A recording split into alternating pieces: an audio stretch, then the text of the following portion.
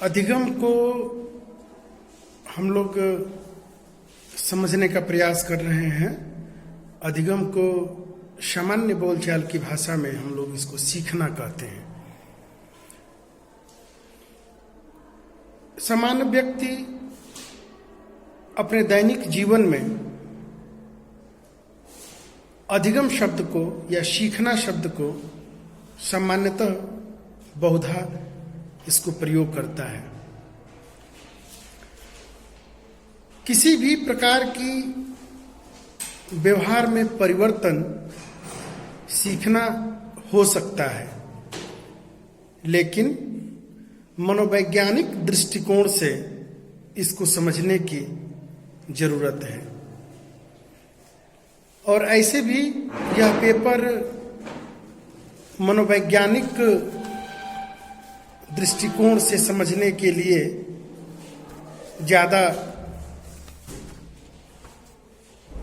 उत्तरदायी है। तो हम लोग इसको मनोवैज्ञानिक दृष्टिकोण से इस बात को समझेंगे कि सीखना क्या है। एक बहुत अच्छे मनोवैज्ञानिक हो गए जिनका नाम वुडवर्थ है। उन्होंने इस बात को कहा है कि नवीन ज्ञान तथा नवीन प्रतिक्रियाओं का अर्जन करने की प्रक्रिया अधिगम प्रक्रिया है। अर्थात बालक के व्यवहार में, व्यक्ति के व्यवहार में और मनुष्य के व्यवहार में निरंतर उसके व्यवहार का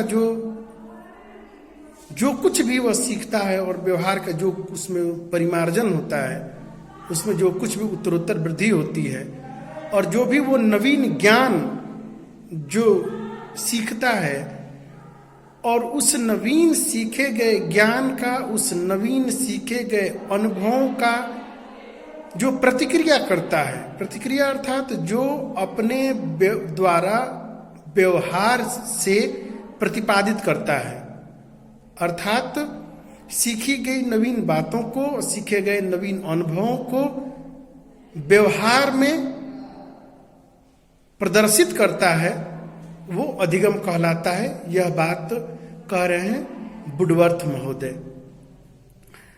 इस यूनिट में हम लोग जो पहला ही भाग है कि अधिगम की डेफिनीशन आपको सिलेबस में भेजा हूँ, वहाँ पे आप लोग देखेंगे।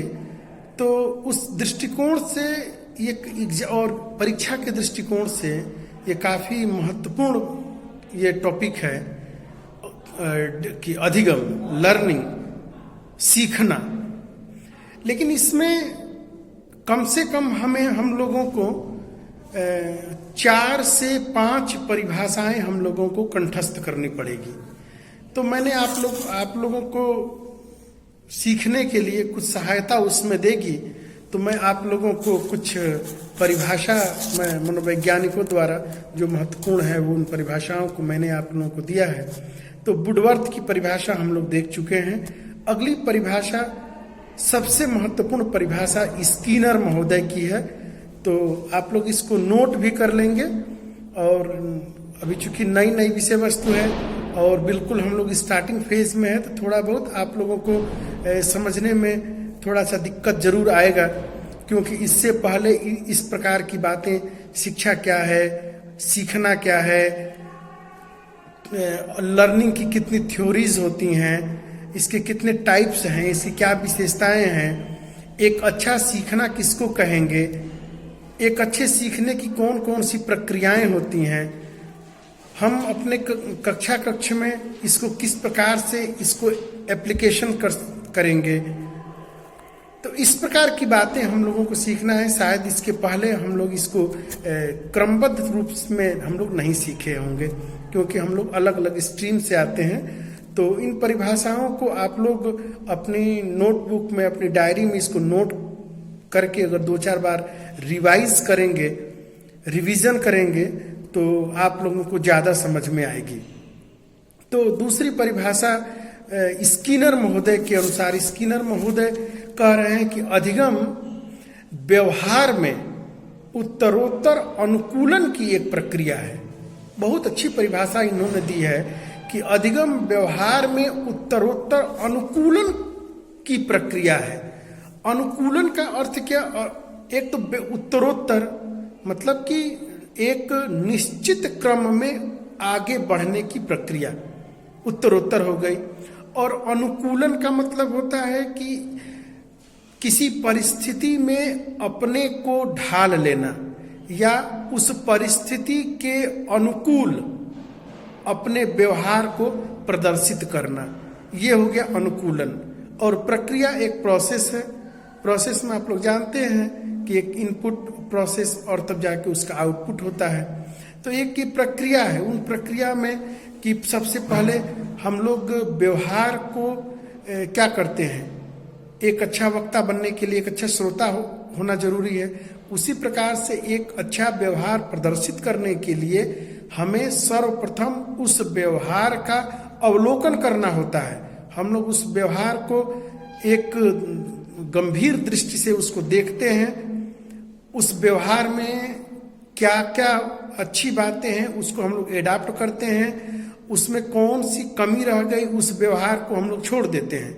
तो जो सकारात्मक व्यवहार को हम लोग ग्रहण करते हैं वह जाके हम लोग उसको सीख जाते हैं। और उसको जब हम अपने दैनिक जीवन में उसको व्यवहार में हम लोग उसको प्रदर्शित करते हैं तो हमारे बिहेवियर ऑफ मोडिफिकेशन, वही हमारे व्यवहार का परिवर्तन है, वही हमारे व्यवहार का परिमार्जन है। जैसे कि अभी ये परिभाषा आप लोगों ने, मैं आपको बोला, आप लोगों ने परिभाषा आप लोग सुन रहे हैं, लेकिन आप लोग इसको अगर केवल सुन के छोड़ दिया तो ये आपके व्यवहार में या आपकी सीखने की प्रक्रिया में ये उत्तरोत्तर वृद्धि नहीं कर रही है, या आप अनुकूलन स्थापित नहीं कर पा रहे। लेकिन यदि आप इस वीडियो को आपने देखा, आपने इसको पॉज करके इसको आपने कॉपी में नोट डाउन कर लिया और उसको 2-4 बार आप इसको पढ़ेंगे, 2-4 बार समझेंगे, फिर इस पे जो कुछ भी समझने में दिक्कत आ रही फिर थोड़ा सा इंटरेक्शन कर लेंगे क्लास में, ऑनलाइन कक्षाएं जो चल रही हैं, तो फिर निश्चित रूप से यह आपके व्यवहार में आपका अस्थायित्व हो जाएगा। ये सीखी गई बातें ये आपके व्यवहार में अस्थायित्व आ जाएंगी। और यही अस्थायित्व, जो सीखा गया व्यवहार का जो अस्थायित्वपन है, यही आपके व्यवहार में उत्तरोत्तर क्या करेगा, वृद्धि भी करेगा और आप इसमें अनुकूलन भी कर सकते हैं।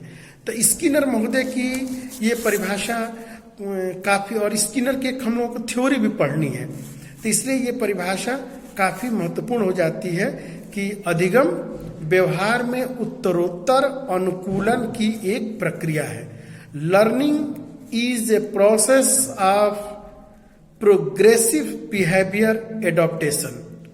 स्किनर महोदय ने बहुत ही अच्छी ये परिभाषा दी है कि learning is a process of progressive behaviour adaptation.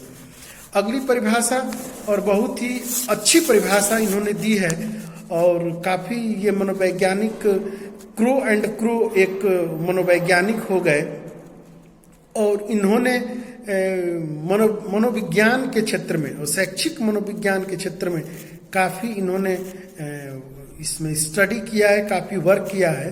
और उन्होंने भी एक परिभाषा अधिगम की, सीखने की, लर्निंग की एक परिभाषा दी है। उस परिभाषा को मैं बोलता हूं, आप लोग उसको ध्यान से सुनेंगे और इसको नोट डाउन भी कर लेंगे कि आदतों, ज्ञान तथा अभिवृत्तियों का अर्जन ही अधिगम है। कितनी अच्छी परिभाषा है। 3 बातें इन्होंने बताई कि अधिगम क्या है। क्रो एंड क्रो महोदय से पूछा गया कि अधिगम क्या है, सीखना क्या है, किसको लर्निंग कहा जा सकता है। तो उन्होंने कहा कि आदतों, ज्ञान तथा अभिवृत्तियों का अर्जन ही अधिगम है। आदत क्या है? हम इस बात को सीखते हैं कि सदा सच बोलना चाहिए, जीवों पर दया करनी चाहिए, प्रकृति को बहुत ज्यादा शोषण नहीं करना चाहिए, बहुत ज्यादा दोहन नहीं करना चाहिए। तो ये बातें, यदि ये है ज्ञान, ये इसको हम लोग ज्ञान अगर हम लोग, जैसे आप लोग थोड़ा और आगे जाएंगे तो फिर इसमें ब्लूम महोदय आएंगे तो उन वो जो ज्ञान का जो वर्गीकरण उन्होंने किया, तो उन्होंने कहा कि ज्ञान, बोध, प्रयोग, विश्लेषण, संश्लेषण, मूल्यांकन। तो ये जो 6 उन प्रक्रिया है, तो ज्ञान उसमें सबसे निम्न स्तर पे वहाँ पे रखा गया है। और आगे अंडरस्टैंडिंग, ज्ञान से ज़्यादा अच्छा अंडरस्टैंडिंग, उससे ज़्यादा एप्लीकेशन, उससे ज़्यादा एनालिसिस, सिंथेसिस एंड इवेल्युएशन। तो ज्ञान, चूंकि ज्ञान को जब तक हमारे बोध स्तर पे वो नहीं उतरेगा, तब तक वो ज्ञान फलीभूत नहीं होता है। हम लोगों ने सीखा कि सदा सच बोलना चाहिए, जीवों पर दया करनी चाहिए, स्वाध्याय करना चाहिए, कम से कम कैसी परिस्थिति हो 4 घंटे हमें पढ़ना ही है। तो और हम इस पे पढ़ नहीं रहे हैं, हम इसको सुन रहे हैं, समझ रहे हैं, दोहरा रहे हैं, लेकिन यह हमारी आदत में नहीं आया। सुबह के 4 बजे उठना चाहिए, नित्य नैमितिक कर्म से निवृत्त होकर हमें स्टडी करना चाहिए। उस समय वायुमंडल में ऑक्सीजन की मात्रा भरपूर होती है, उसमें सीखी गई बातें जल्दी एडॉप्ट हो जाती है, बहुत जल्दी उसमें अनुकूलित हो जाती है। लेकिन ये बातें हमारी आदत में नहीं आई। तो क्रो एंड क्रो महोदय ने बहुत ही अच्छी बात कही कि अधिगम क्या है। तो अधिगम आदतों, ज्ञान तथा अभिवृत्तियों का अर्जन। अभिवृत्ति, एटीट्यूड, किसी भी कार्य के प्रति हमारा किस प्रकार का हमारा दृष्टिकोण है, हमारी अभिवृत्ति किस प्रकार की है। किसी भी कार्य में कमी निकालना, छिद्रान्वेषण करना, अगर ये हमारे दृष्टिकोण है तो कहीं ना कहीं हम अधिगम तो हो रहा है, लेकिन वो अधिगम सकारात्मक दिशा में नहीं जा रही है। तो इसीलिए अभी आगे हम लोग इस बात को जानेंगे कि सभी प्रकार का सीखना, सभी प्रकार का व्यवहार में परिवर्तन सीखना नहीं हो सकता है। सीखना सदैव ही सकारात्मक हो सकता है। उदाहरण के लिए, एक विद्यार्थी बहुत मेहनत से पढ़ रहा है, बहुत मेहनत से एग्जाम की तैयारी कर रहा है, और वो जीवन में हार्ड वर्क करके, बहुत कठोर मेहनत करके वो जीविकोपार्जन कर रहा है।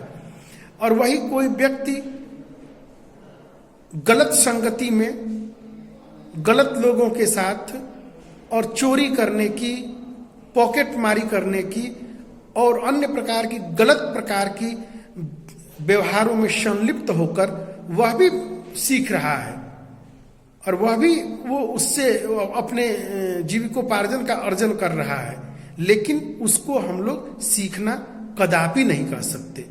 क्यों? क्योंकि सीखना सदैव ही सकारात्मक होता है, और किसी भी प्रकार की नकारात्मक सीखना तो है, लेकिन उसको अधिगम सीखने की कोटि में नहीं रखा जाएगा। सीखने की कोटि में वही बात रखी जाएगी जो बालक के व्यवहार में, अच्छी आदतों में, अच्छे क्रियाकलाप में और उसे सुयोग्य नागरिक बनने में जो सहायता करेगी, उसके व्यवहार में सकारात्मक परिवर्तन लाएगी, उसे सीखना कह सकते हैं।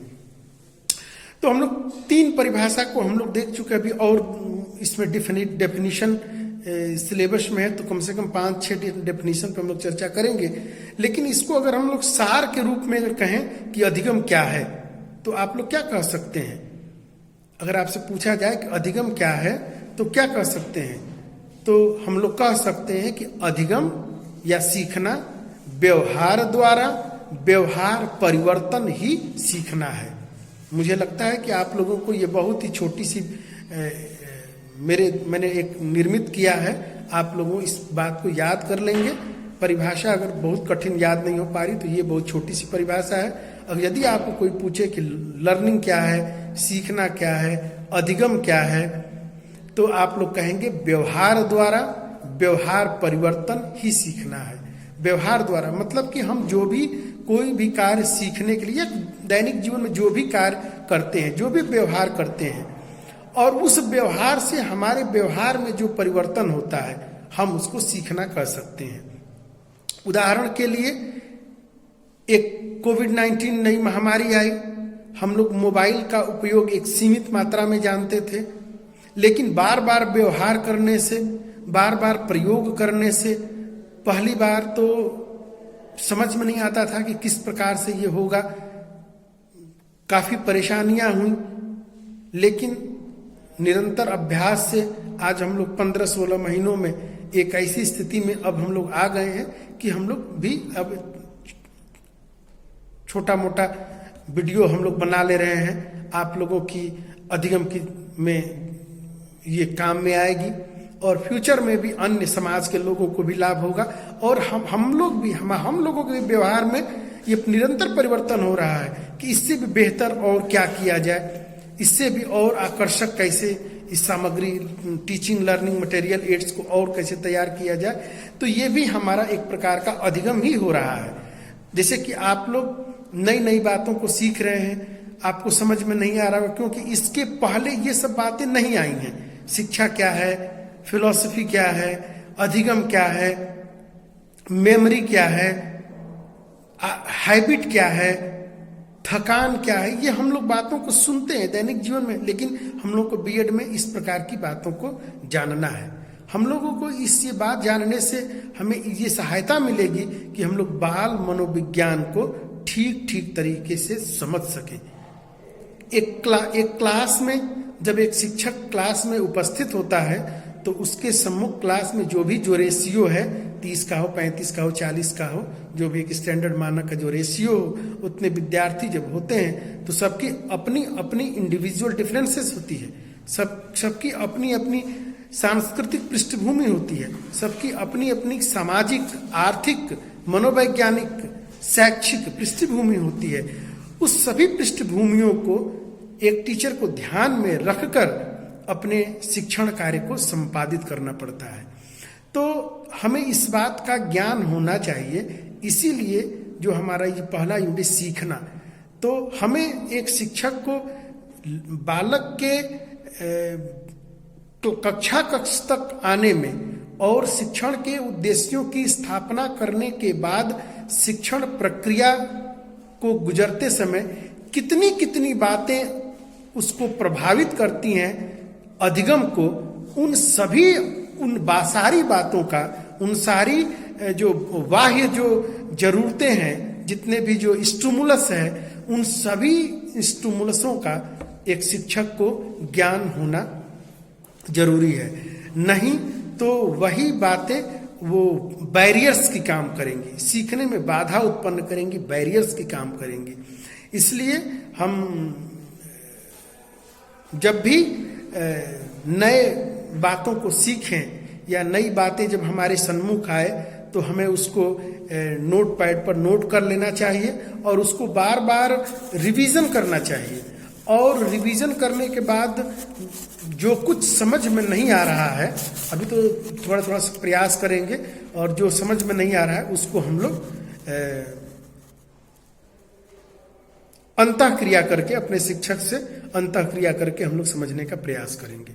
एक और महोदय हो गए गिलफोर्ड महोदय ने अधिगम की बहुत ही अच्छी परिभाषा और बहुत छोटी छोटी परिभाषा उन्होंने दी है।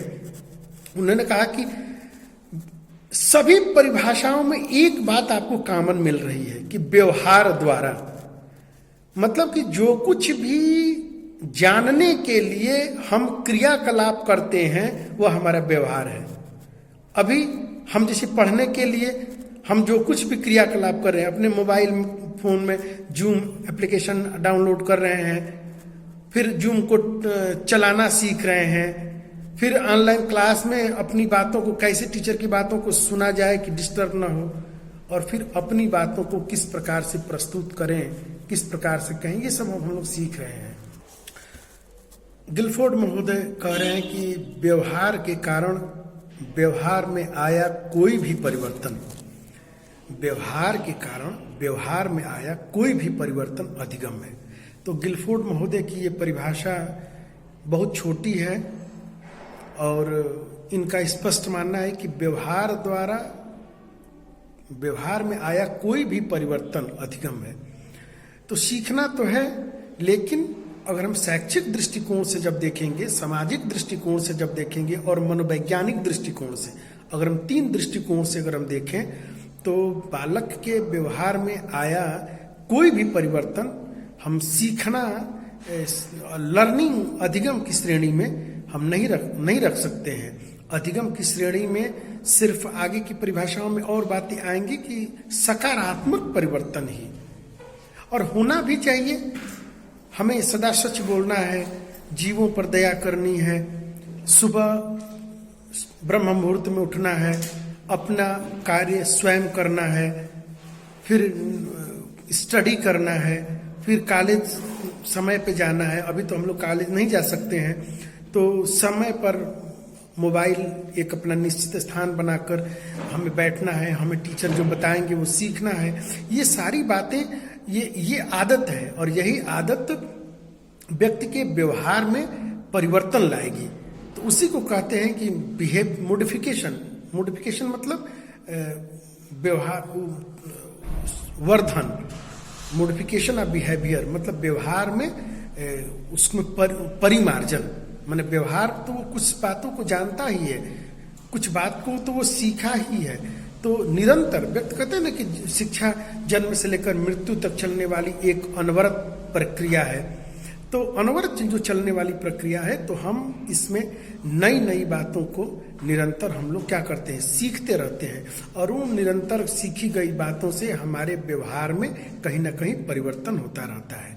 पहले हम लोग ऑफलाइन क्लास लेते थे, अब हम लोग ऑनलाइन क्लास में ले रहे हैं। तो क्लास लेना तो हम लोग जानते थे, लेकिन जब सामने जब कोई उद्दीपक है तब तो बात कहने में आसानी होती है, समझाने में आसानी होती है, इंटरेक्शन होता है। कहीं ना कहीं हम आपके जेस्चर्स, आपके पोस्चर्स, आपके एक्सप्रेशन, चेहरे के एक्सप्रेशन, आंखों के एक्सप्रेशन, आपके बातों का एक्सप्रेशन, आपके स्वभाव का एक्सप्रेशन, आपके इमोशंस को देख के टीचर समझ जाता है कि हमें अपनी टीचिंग स्ट्रेटजी में कहाँ पर क्या परिवर्तन करना है और किस प्रकार बालक के व्यवहार में और ज़्यादा और अच्छे तरीके से समझाया जा सकता है। तो वहाँ पे समझ में आती है। लेकिन ऑनलाइन कक्षाओं में, अब यूट्यूब कक्षाओं में ये बातें दिखती नहीं है सामने क्योंकि हमारे सामने कोई स्टिमुलस नहीं दिख रहा है। यहाँ पे सिर्फ मैं और मेरा मोबाइल, और उसमें मैं दिख रहा हूँ। तो मैं अपनी विषय वस्तु को एक मतलब सीखना क्या है, सिर्फ सीखना क्या है, concept of learning and definitions को मैं सिर्फ इसको मैं आप बातों को रख रहा हूँ कि जिससे आप लोग कम से कम इसको सुन के और आप एक अपना कॉन्सेप्ट बनाएं कि सीखना क्या है, व्हाट इज लर्निंग। तो हम लोग इस बात को कह सकते हैं, गिलफोर्ड महोदय कह रहे हैं कि व्यवहार के कारण व्यवहार में आया कोई भी परिवर्तन क्या है, व्यवहार द्वारा व्यवहार में आया हुआ कोई भी परिवर्तन सीखना है। एक मनोवैज्ञानिक हो गए किम्बले महोदय। तो किम्बले महोदय ने सीखना की एक बहुत अच्छी परिभाषा दी है कि पुनर्बलित अभ्यास के फलस्वरूप, पुनर्बलित अभ्यास के फलस्वरूप व्यवहार जन्य क्षमता में आने वाला अपेक्षाकृत स्थायी प्रकृति का परिवर्तन अधिगम है।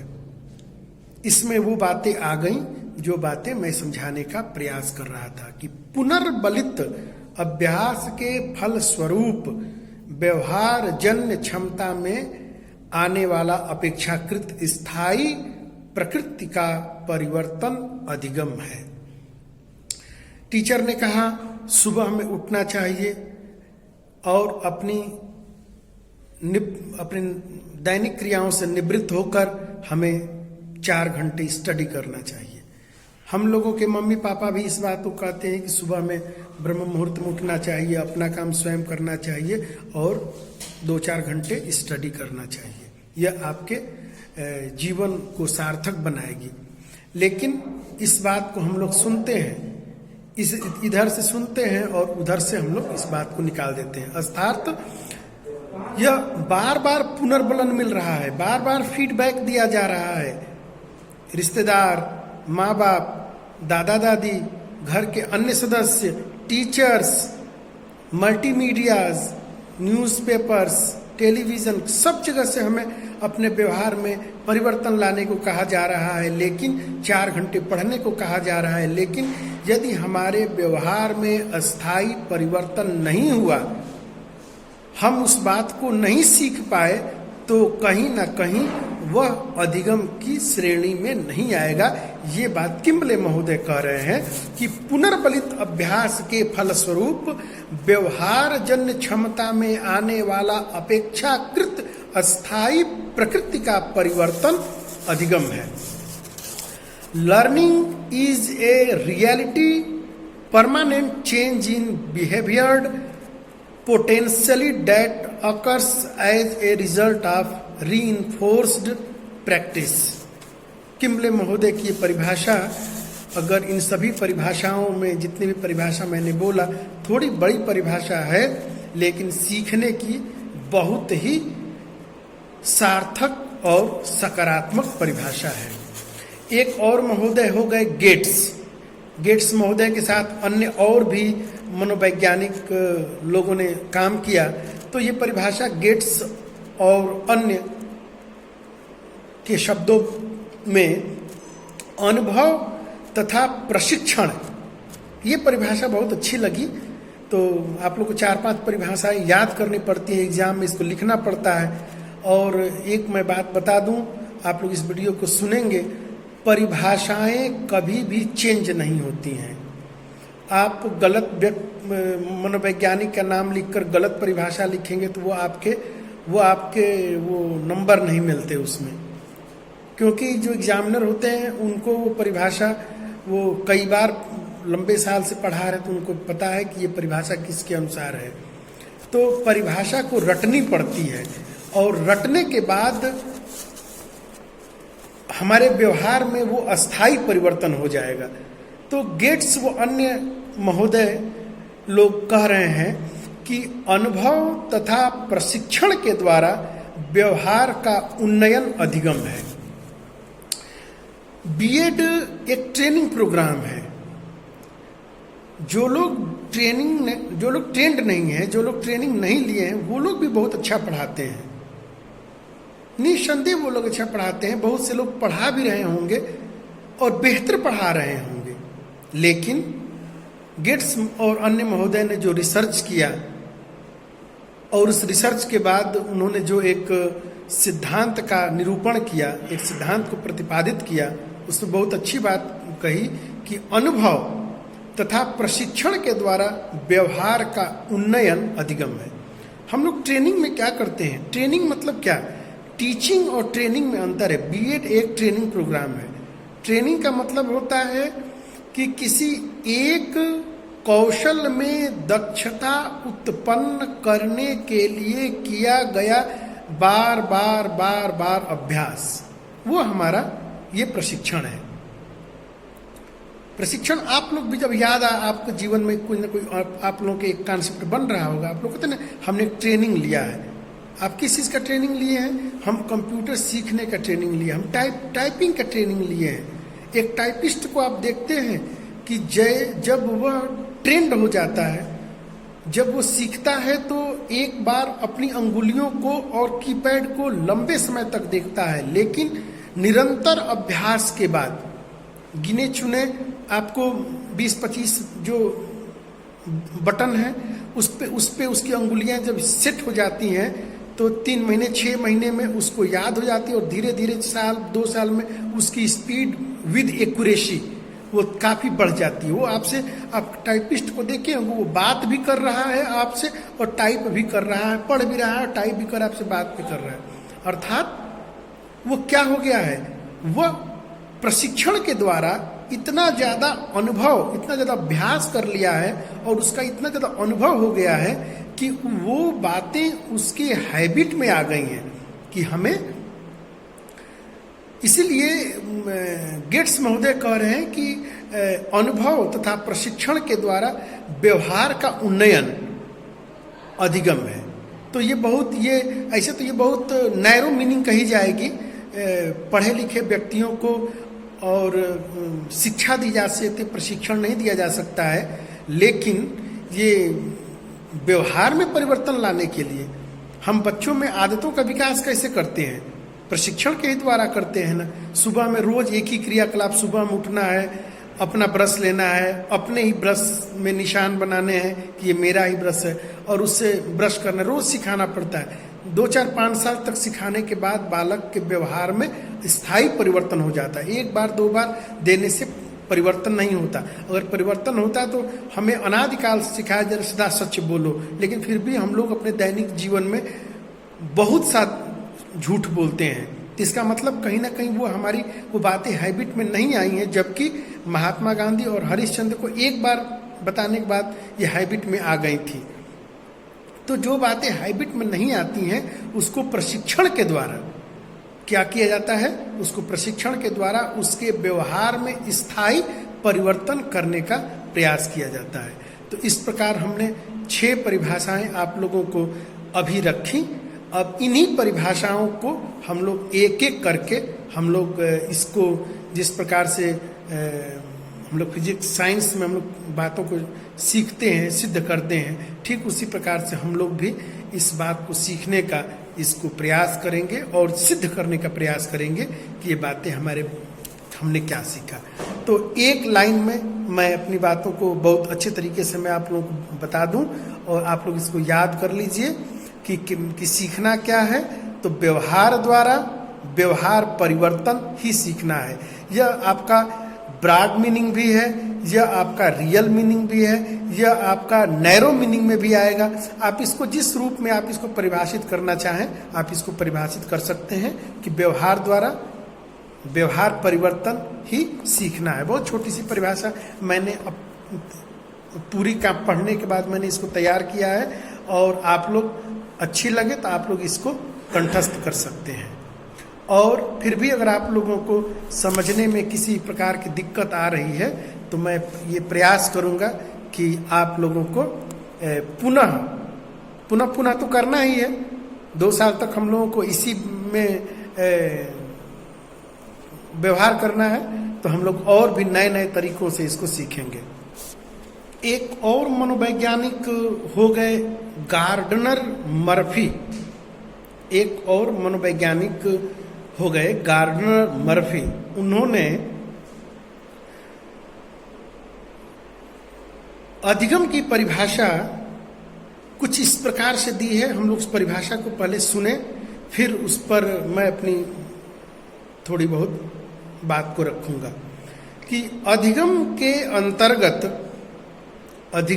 अंतर्गत वातावरणीय आवश्यकताओं की पूर्ति के लिए व्यवहार में आए समस्त परिमार्जन